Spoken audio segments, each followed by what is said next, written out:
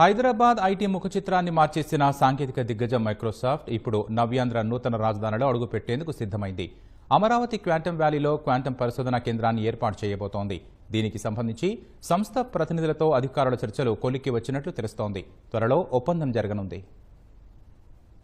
రాజధాని అమరావతి సాంకేతిక నగరంగా అడుగులు వేస్తోంది. క్వాంటమ్ వ్యాలీలో దిగ్గజ సంస్థలు క్యూ కడుతున్నాయి. ఇప్పటికే క్వాంటమ్ కంప్యూటర్ ఏర్పాటుకు ఐబీఎం ముందుకు రాగా, తాజాగా మైక్రోసాఫ్ట్ కూడా అమరావతిలో పరిశోధనా కేంద్రం పెట్టేందుకు సిద్ధమైంది. కొద్ది రోజుల్లోనే ప్రభుత్వంతో అవగాహన ఒప్పందం కుదుర్చుకోనుంది.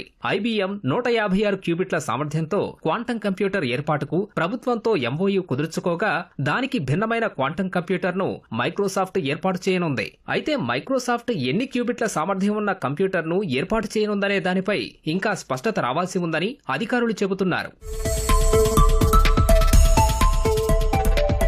అమెరికాలోని ప్రధాన కేంద్రంలో 50 క్యూబిట్స్ సామర్థ్యంతో క్వాంటమ్ కంప్యూటర్ ను మైక్రోసాఫ్ట్ ఏర్పాటు చేసింది.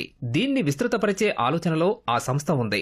మన రాష్ట్రం క్వాంటమ్ టెక్నాలజీని అందిపుచ్చుకోవడంలో ముందడుగు వేయడంతో పరిశోధనా కేంద్రం ఏర్పాటుకు అమరావతిని ఎంచుకుంది. అమరావతి క్వాంటమ్ వ్యాలీలో దశల వారీగా 90 లక్షల చదరపు అడుగుల్లో మౌలిక సదుపాయాలు కల్పించాలని కూటమి ప్రభుత్వం లక్ష్యంగా పెట్టుకుంది.